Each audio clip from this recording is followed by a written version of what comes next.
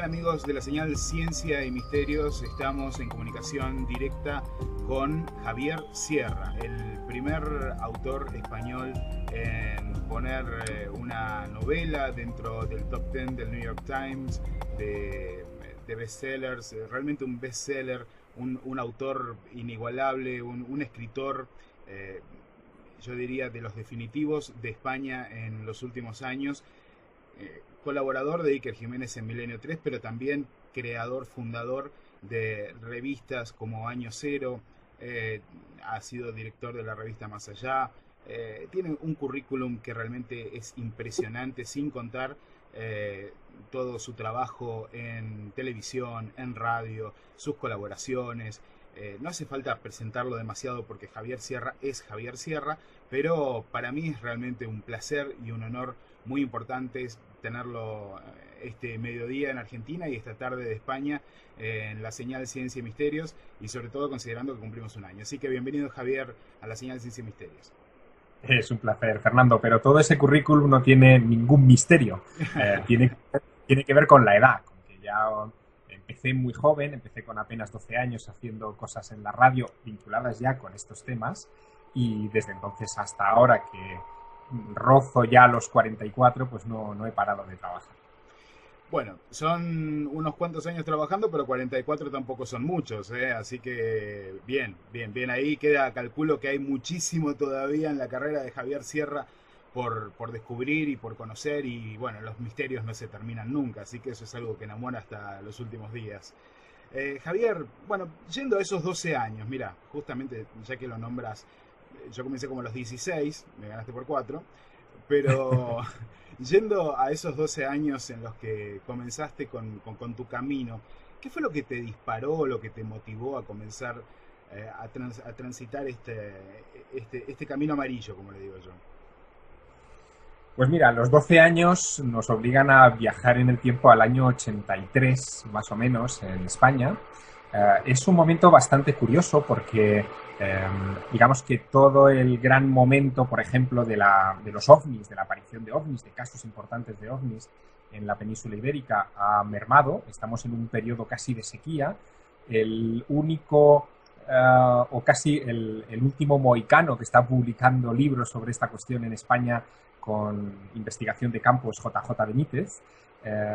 Hablo del periodo previo a la publicación de Caballo de Troya, que lo convertirá ya en un fenómeno internacional imparable.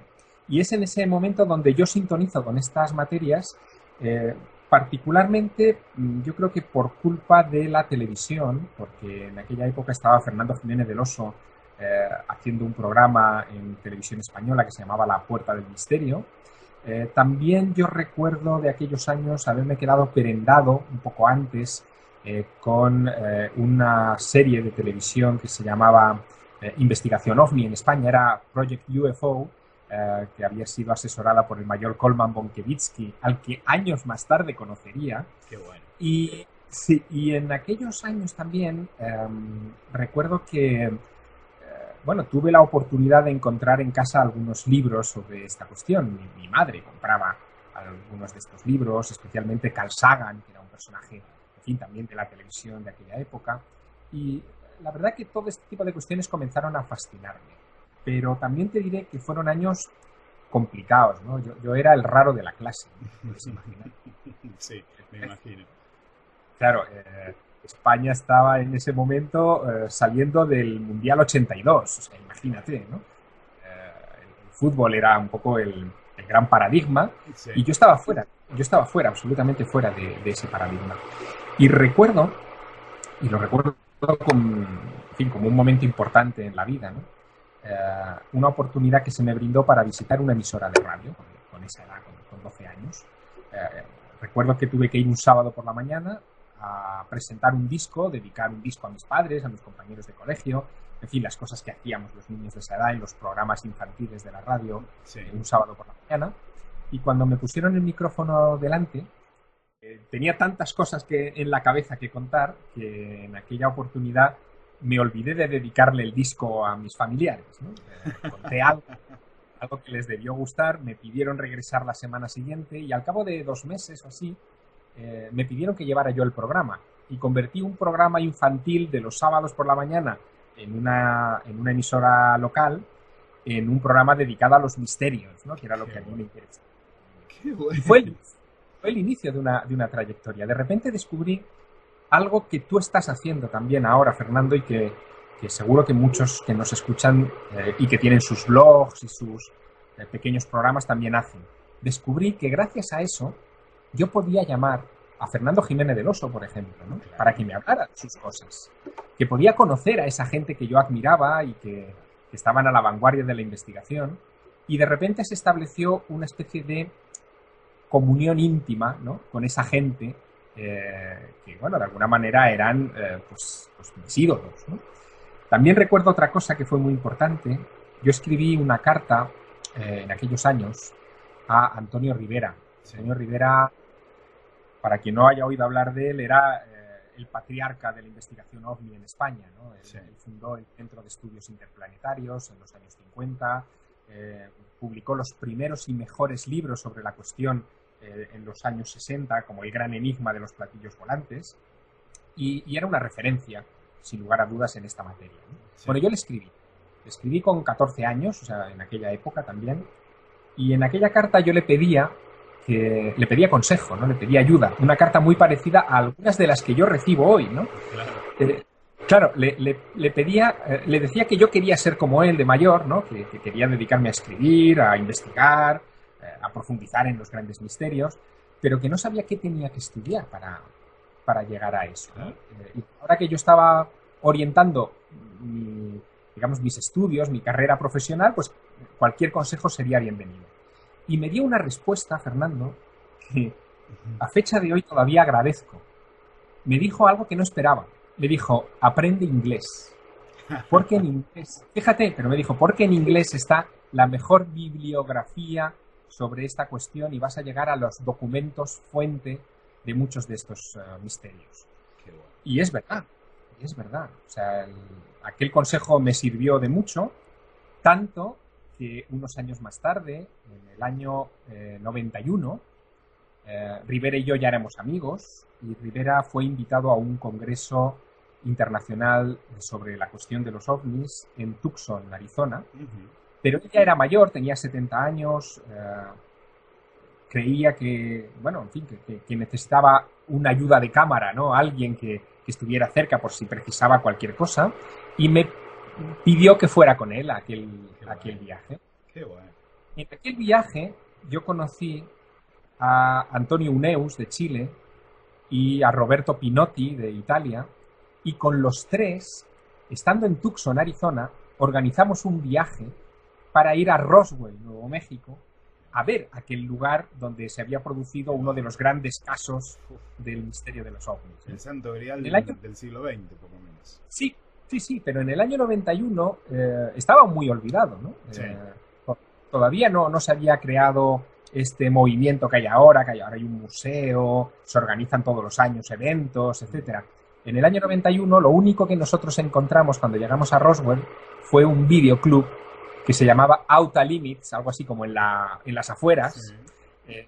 Donde tenían unos cuantos carteles de películas de ovnis colgados en las paredes y vendían unas reproducciones de la primera página del Roswell Daily Record del 8 de julio de 1947, donde se hablaba del accidente, ¿no?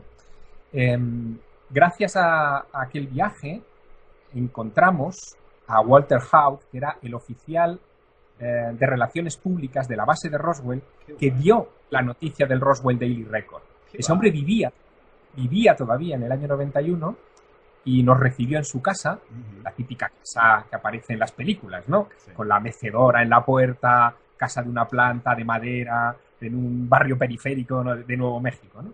Nos contó toda aquella historia y nos dirigió a otros testigos que habían formado parte de aquel asunto. Le hizo gracia que un señor de Chile, otro de Italia y un jovencito de España se hubieran reunido en Roswell para hablar con él. Y nos trató muy bien, ¿no? Imagínate, gracias a que yo aprendí inglés por culpa de Antonio Rivera y gracias a que Antonio Rivera me invitó a Tucson, Arizona, yo estaba en Roswell, ¿no? Tal cual. Tal cual. Y aquello fue el germen de lo que años después sería una carrera literaria, porque mi primer libro fue Roswell, Secreto de Estado, Claro. donde recogí aquellas peripecias y otras investigaciones posteriores, y a partir de ahí, bueno, digamos que he ido creciendo hasta convertirme en lo que soy ahora, ¿no? Sí, tu carrera tiene un montón de aristas y eso habla de también la versatilidad que tenés para trabajar con diferentes temas. Pero ayer hablábamos del misterio y hablábamos de la ciencia. ¿En qué momento te diste cuenta de que en realidad, bueno, ayer lo hablábamos en un momento acerca de que no existe tal separación entre ciencia y misterios, no es algo que es tan, digo, no es algo tan separado, tan terrible, tan polarizado, sino que en realidad se encuentran. Y un poco estábamos de acuerdo en esto. Pero ¿en qué momento vos comenzaste a darte cuenta de que quizás no existía una confrontación entre ciencia y misterios, de que no estaban polarizados, de que realmente iban de la mano? ¿Vos cuando empezás a formar esta idea, ya desde el principio, o te parecía por ahí con esta formación que tenías en tu casa con Carl Sagan por un lado y con libros de ovnis por el otro, o quizás lo fuiste armando en el camino? Bueno, yo creo que fue una intuición desde el principio, pero fue un descubrimiento que se fue haciendo con los años. Digo esto porque, claro, en casa efectivamente estaban los libros de Carl Sagan y los libros de Antonio Rivera, ¿no?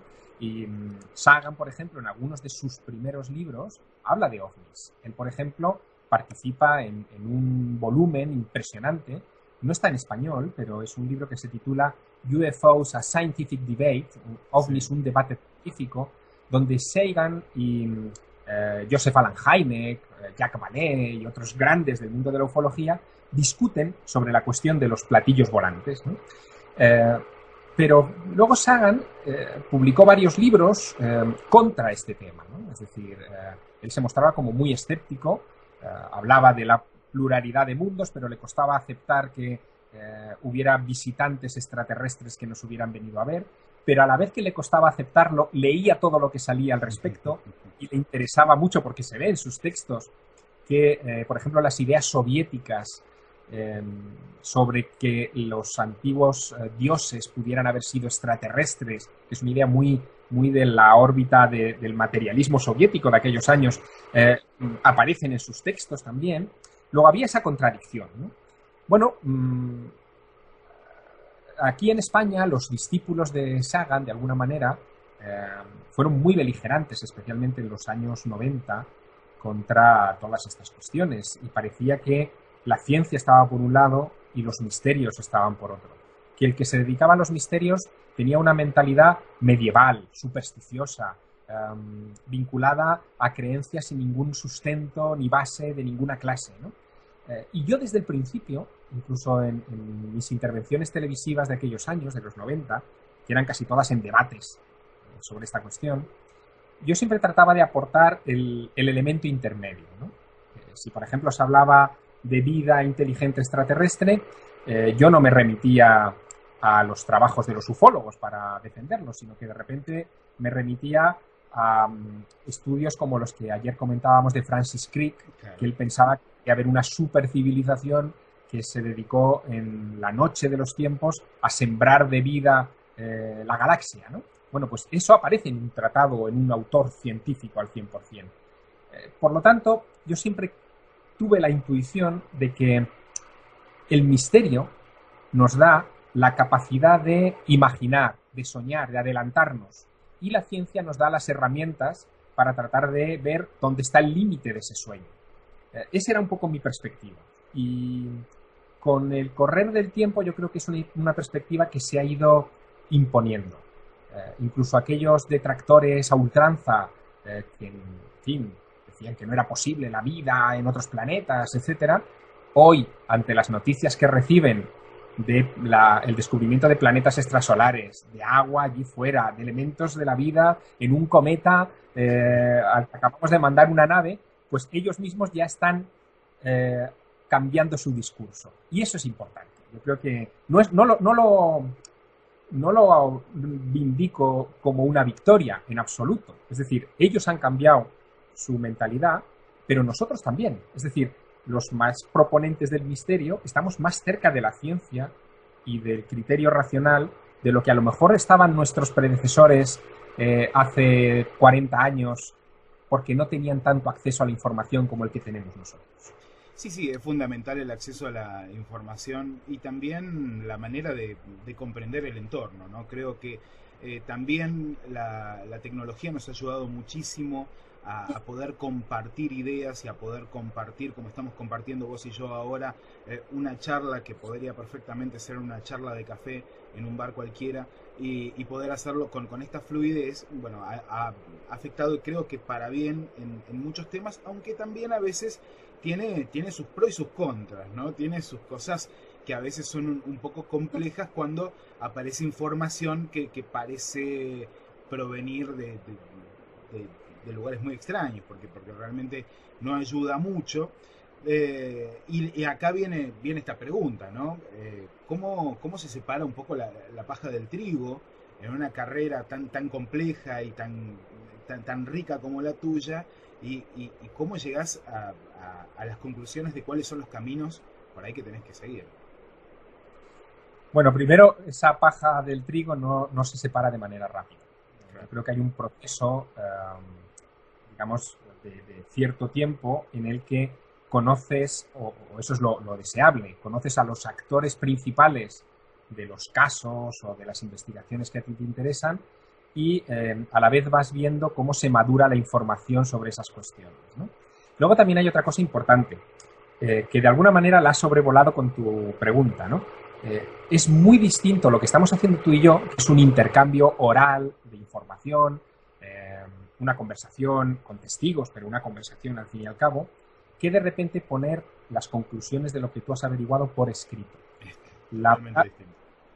Claro, la palabra escrita requiere una reflexión, requiere que remitas al lector a tus fuentes, requiere una ordenación de las ideas más pausada. Por lo tanto, la palabra escrita, aun en estos tiempos de la imagen y del sonido, sigue siendo la célula madre.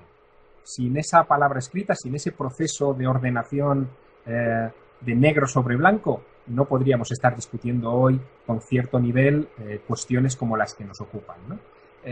Y eso también es algo que descubres con los años, ¿no? Por lo tanto, bueno, yo creo que esos dos factores, la letra escrita y el tiempo, son los importantes, ¿no? Bien, vamos a volver un poquito al punto en que te encontrás con Roswell, te encontrás con los ovnis, te encontrás con Rivera, con Carl Sagan. El ovni es como que, por lo menos en la última mitad del siglo XX, es el misterio por excelencia, por lo menos en el sector occidental del mundo y con lo que crecimos nosotros. El ovni es esta cuestión que parece ser, no digo la madre de los misterios, pero sí quizás el más popular, el que más a la mano está, el que aparece más seguido en los medios, el que quizás tenga más autores. ¿Qué significa para vos el fenómeno ovni, el objeto volador no identificado? Vos, a esta altura, ¿cómo lo ves? ¿Cómo lo tratás? ¿Forma parte importante de tu trabajo y de tu vida? ¿O quizás te estás moviendo a otros misterios o estás buscando nuevos desarrollos para un misterio clásico como este? Mira, cuando yo mismo me hago esa pregunta, sobre lo que yo reflexiono, ¿no? Sí, es verdad. Sí, todos nos lo hacemos.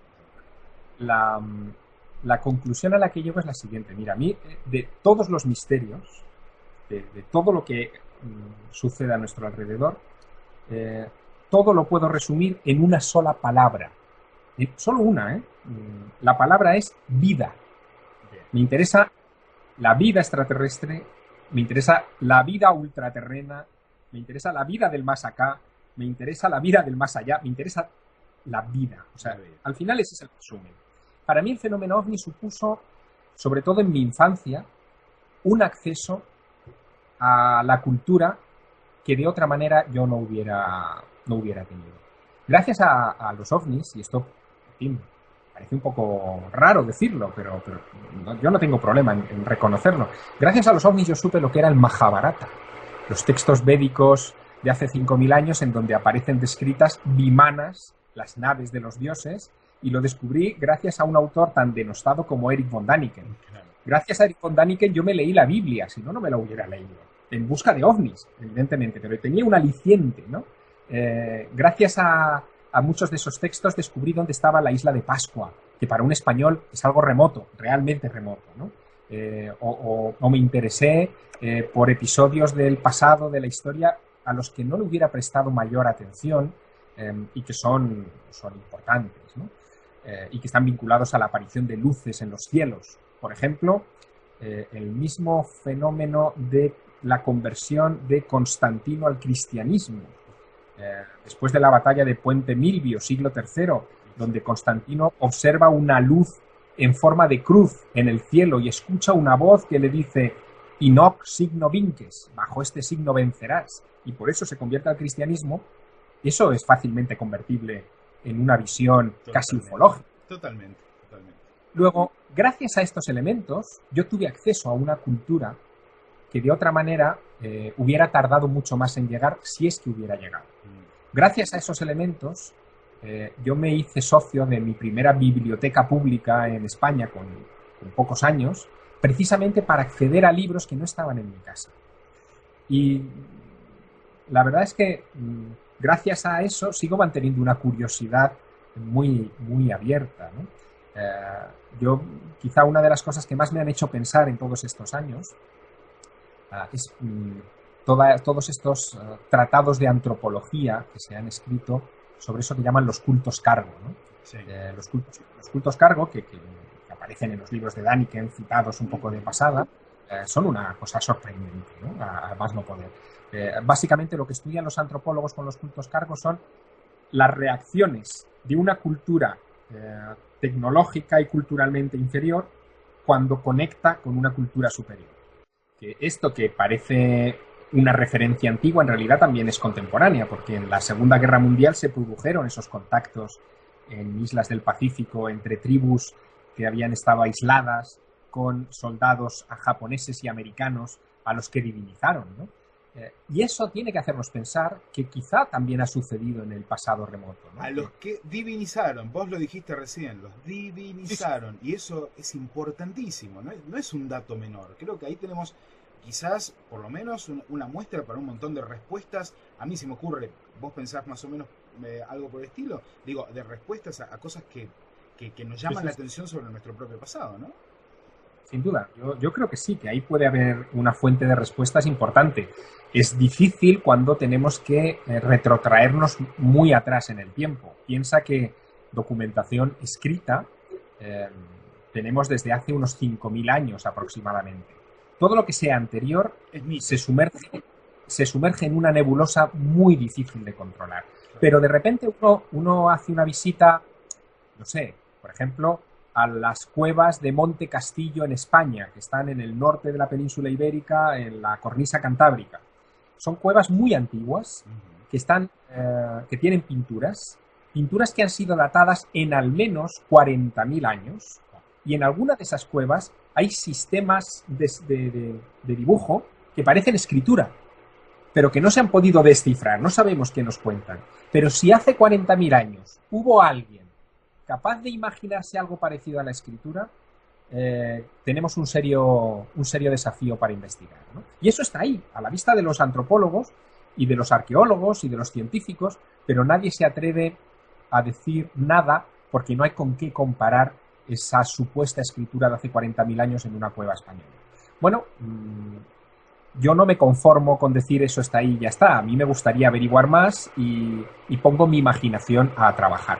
Quizá esa es la apuesta que yo he hecho, Fernando. Es decir, yo he dedicado una parte muy importante de mi vida, desde la infancia, a investigar misterios, pero llegó un momento en el que, los había contado en la radio o incluso en algunos libros, pero llegó un momento en el que yo estaba insatisfecho también con eso. No podía dar una respuesta más a eso sin entrar en el terreno de la especulación. Así que me puse el traje de escritor y de repente ya no era un especulador, sino que era un escritor. Podía jugar con las ideas. Claro. Y de alguna manera mis novelas juegan a eso con el lector. Utilizan los grandes enigmas, pero proponen alguna respuesta que yo creo que es plausible para entenderlos mejor. Qué bueno, qué buen punto. Y bueno, un poco me siento identificado en las motivaciones por las cuales ser escritor y contar estas historias y buscar los grandes enigmas y misterios para desarrollar quizás ideas que se puedan contar de otra manera. Eso realmente me parece que es genial, porque si no, tendemos a meter datos que son demasiado especulativos dentro de panoramas, de espectros de investigación que pretendemos que también sean tomados como reales. Entonces, es justamente, me parece, uno de los pasos definitivos de lo que ha venido pasando además también en los últimos años en España, que lo hablábamos un poco ayer, ¿no? Esto de lograr el punto en el cual la investigación de los misterios, la comunicación del misterio, deje de ser tomado como algo chabacano o algo de risa y sea tomado en serio en los grandes medios de comunicación, pero también sobre todo por el grueso de las personas que llevan una vida cotidiana común y corriente, que van, como siempre digo, caminando por la vereda y que bien pueden encontrarse con que nunca en su vida tienen una experiencia extraña, o de pronto son arrancados de esa realidad cotidiana por el misterio con una fuerza inusitada y que los termina de alguna manera cambiando para siempre. Digo, en este punto, vos fuiste parte de este proceso. ¿Cómo te sentís de haber sido parte de ese proceso de traer un poco el misterio más hacia lo serio y hacia la gente?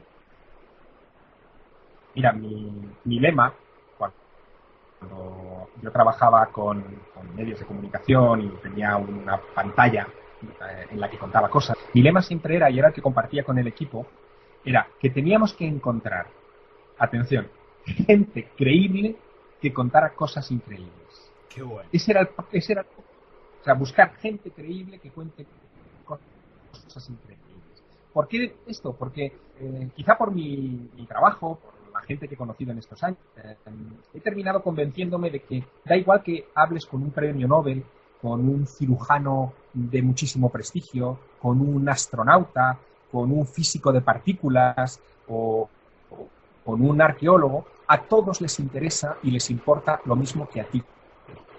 Es decir, les importa encontrar alguna luz a esos grandes misterios que al final tienen que ver con esto que hablábamos hace un minuto, que es la vida, ¿no? O sea, a todos nos afectan de alguna manera.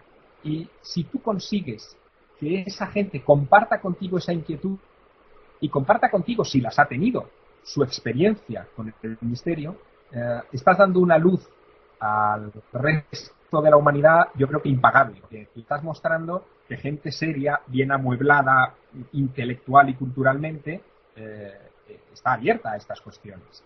Si tú haces un repaso de los grandes, por ejemplo, de los grandes hitos de la literatura universal, ¿no? Verás que casi todos los grandes libros de la literatura universal tienen que ver con los grandes, con misterios, de manera, ¿no? Sí. Desde el Quijote, que no deja de ser también una búsqueda, en fin, a respuestas vinculadas con la magia, los libros de guía, etcétera, pasando por autores como Borges. Borges era un experto en cábala.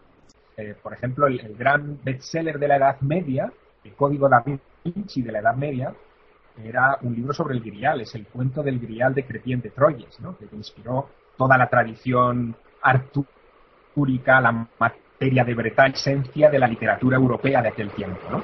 Luego, cuando uno descubre eso y se da cuenta de que el ser humano funciona estimulado por el misterio, ya no tienes de qué avergonzarte. O sea, esa visión que hemos tenido, que arrastrábamos desde los años 70, de que hablar de ciertas cosas parece que era igualmente vergonzoso, no es verdad. Forma parte también, si se sabe tratar, de la alta intelectualidad, de las grandes preocupaciones de todos. Bien, Javier, estábamos hablando justamente del misterio, estábamos hablando de la literatura medieval, estábamos hablando de la literatura quizás un poco más moderna también, y cuando vamos a literatura del misterio, llegamos indiscutidamente en habla hispana a tu literatura.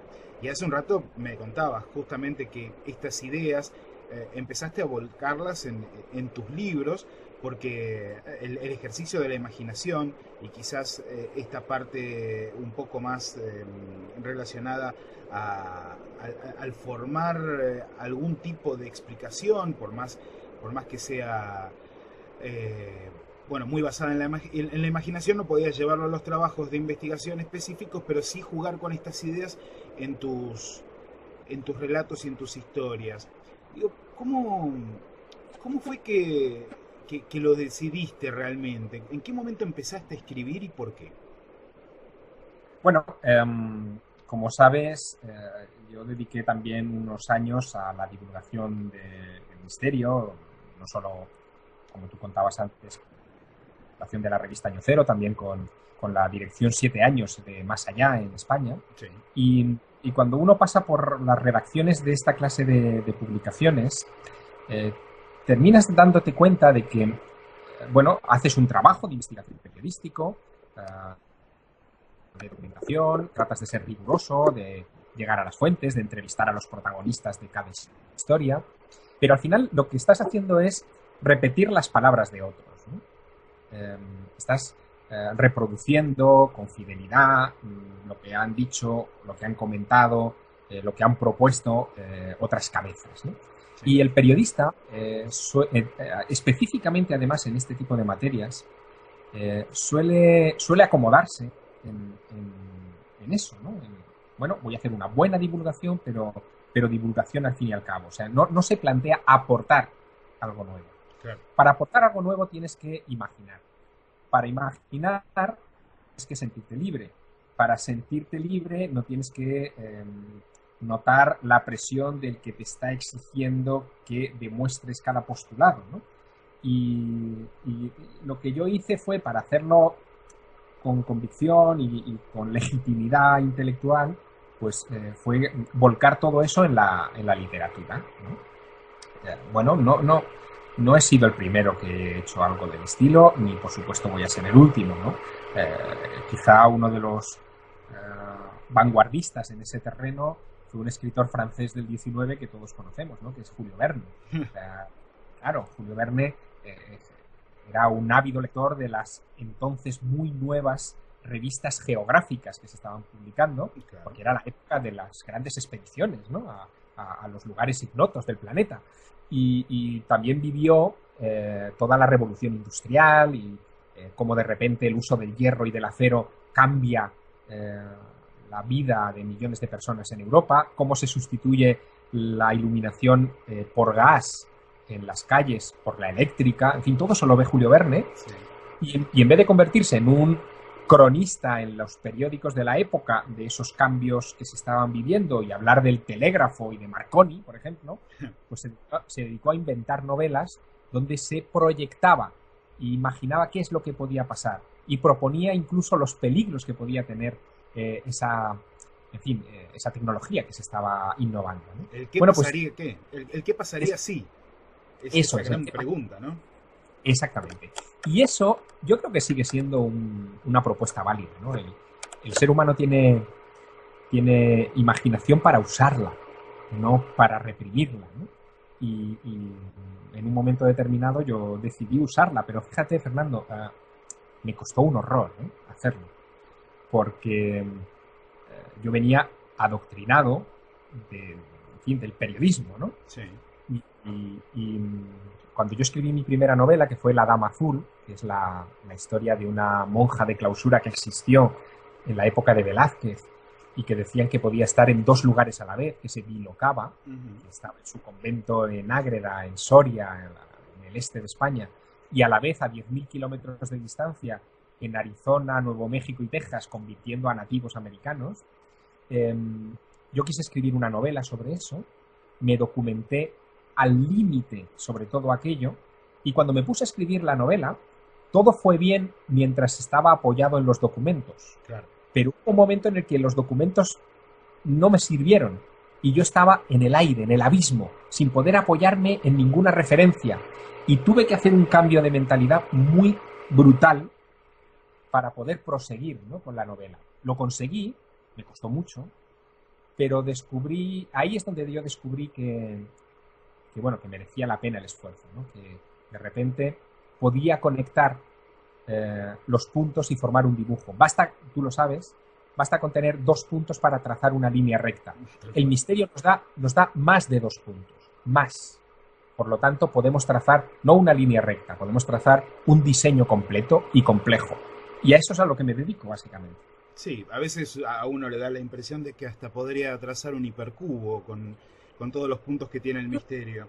Sin duda. Es algo muy interesante. Anoche casualmente hablábamos con un científico amigo acerca de la intelectualidad y la imaginación y de si realmente se puede hablar de intelectualidad si no se habla de imaginación.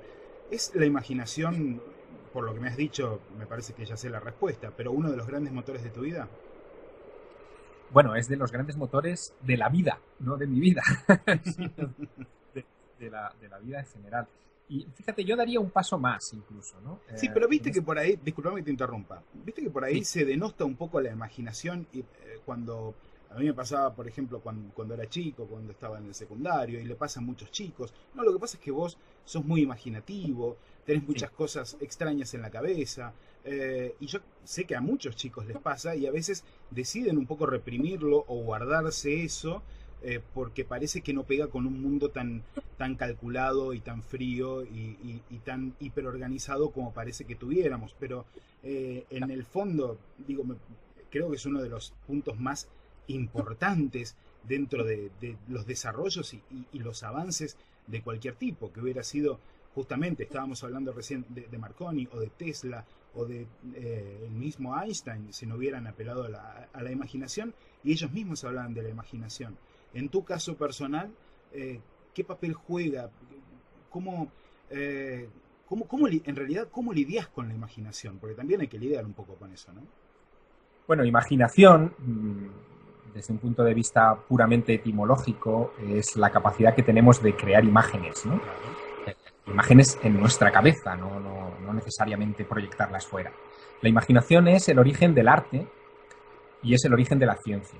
El origen del arte, te pondré un ejemplo muy sencillo. En estas cuevas prehistóricas que antes hablábamos, si te das un paseo por ellas, verás que hace 40.000 años aquellos artistas aprovechaban una malformación en la roca, una pequeña protuberancia en la piedra madre de la montaña, y sobre ella colocaban, por ejemplo, la figura de un bisonte. De tal manera que 40.000 años más tarde, el señor que entra a visitar la cueva y se encuentra esos trazos muy sencillos, aparentemente, de hollín, de carbón, sobre esa protuberancia de roca, ese señor identifica que ahí hay un bisonte en 3 dimensiones. O sea, es capaz de unir las líneas de la misma manera que su antecesor hace 40.000 años, ¿no?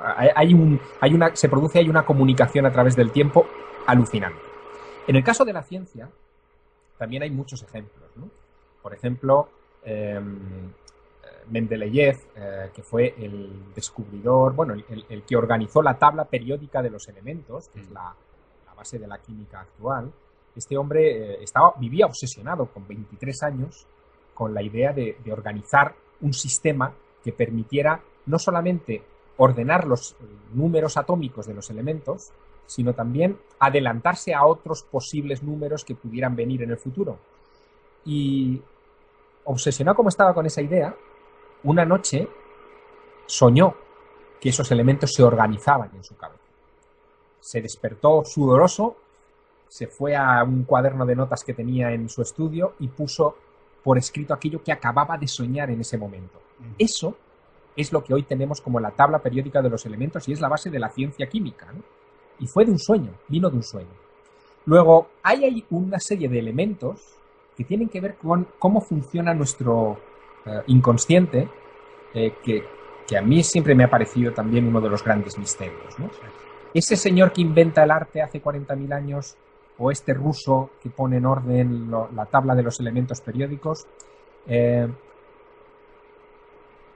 funcionó porque algo estalló en su cabeza de manera autónoma, funcionó porque su cabeza se conectó con algo y le dictó esa información, que también es una cosa que hoy podemos plantear. Sí. Pues mira, no lo sé, pero forma parte del proceso de construcción de eso que llamamos realidad y que muchas veces es muy irreal, como ves, ¿no?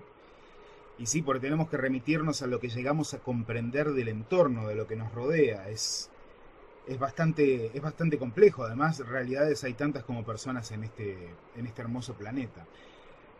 Javier, si vamos si vamos al punto o al momento del día en el que llegás a tu hogar y podés descansar un poco de todo lo que estuviste haciendo y quizás te relajás un poco y pensás en el futuro, pensás en lo que querés hacer, en lo que querés lograr, tomás una taza de té y mirás por la ventana, ¿qué es lo primero que se te viene a la mente?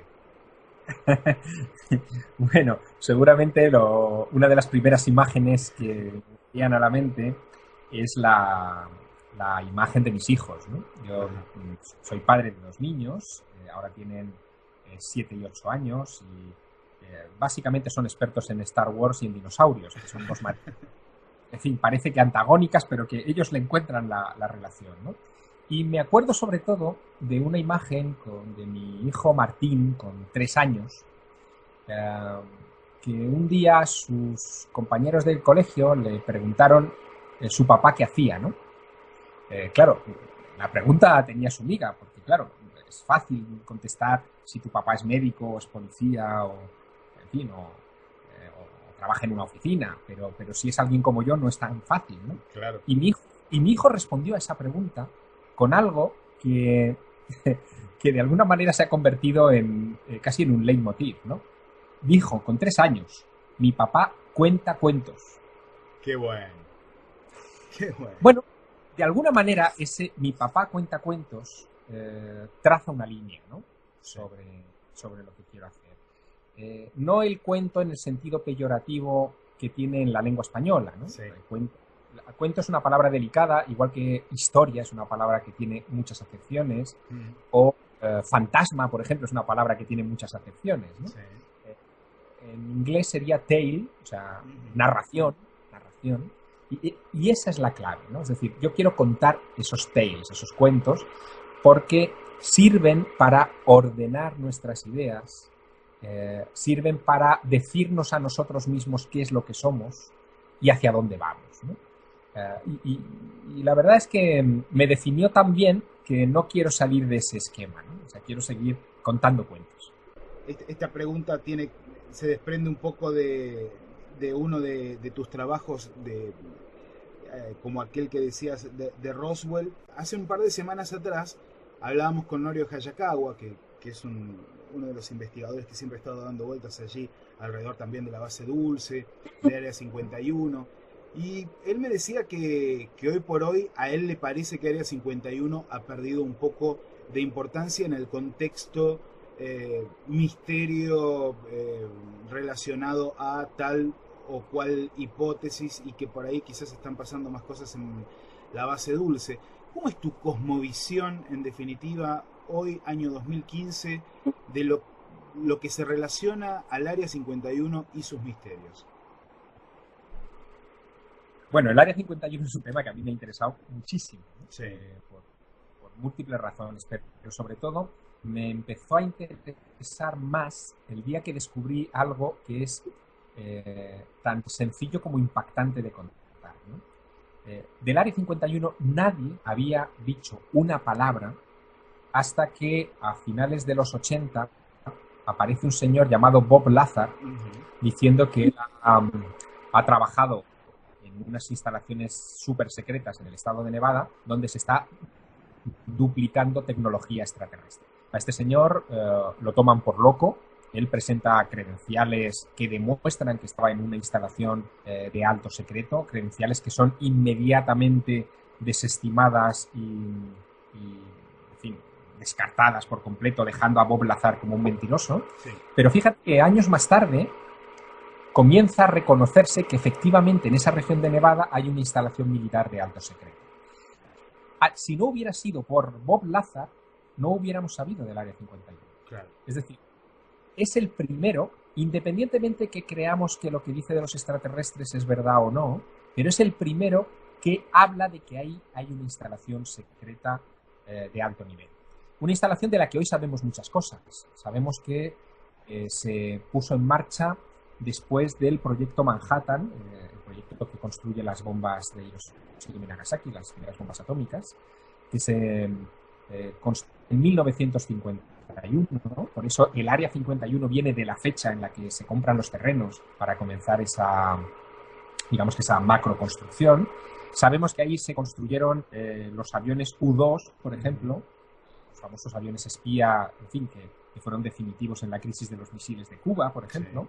También la tecnología STEAL de invisibilidad, que sigue siendo un altísimo secreto de Estado, es decir, hoy no se habla demasiado de ello, pero cuando la tecnología STEAL aparece en escena y se presentan los primeros bombarderos B-2 STEAL, la imagen que todos tuvimos al verlos salir del hangar cuando lo presentan los americanos es que allí estaba saliendo un platillo volante. Totalmente, sí.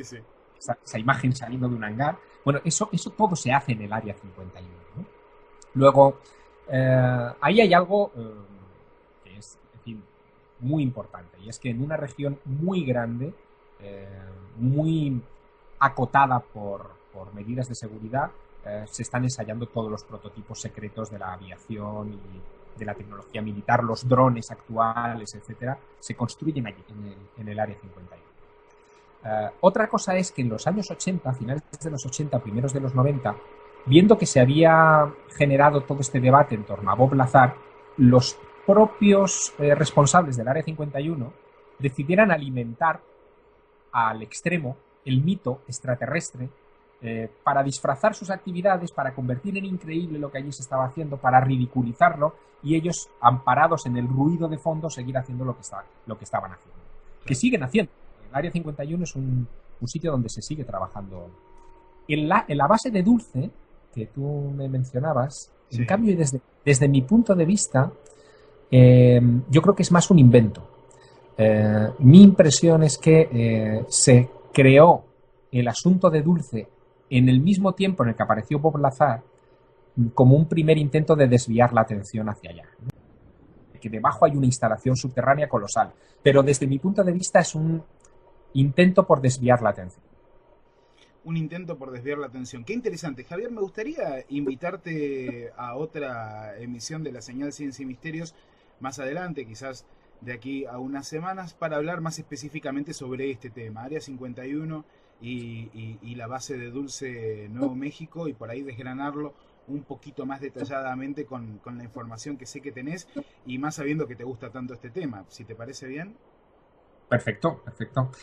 Piensa que toda esa latitud en los Estados Unidos está conectada con los grandes avances también de la aeronáutica y de la ciencia de los últimos 60, 70 años, ¿no? La carrera espacial nace ahí también.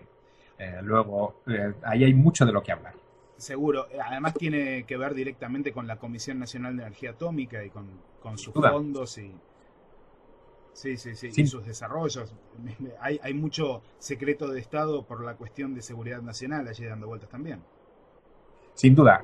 Si alguien quiere construir la historia secreta de los Estados Unidos, pero también de Occidente, de los últimos 70 años, tiene que poner la punta del compás justo en esa región. Interesantísimo, y que además también dentro de este compás caiga lo de Roswell, Nuevo México, en algún punto, por lo menos en geografía Sin cercano. duda. Creo que no es un detalle menor, ¿no? No, y hasta mi monja bilocada. Javier, muchísimas gracias por esta comunicación, por haber estado en el programa de este primer año de la señal Ciencia y Misterios. Ha sido realmente un placer compartir con vos este rato y poder disfrutar de tu presencia y toda la información que has traído al programa. Muchísimas gracias. El placer ha sido mío y, bueno, te deseo todo lo mejor para este segundo año que empezáis. Gracias. La señal Ciencia y Misterios.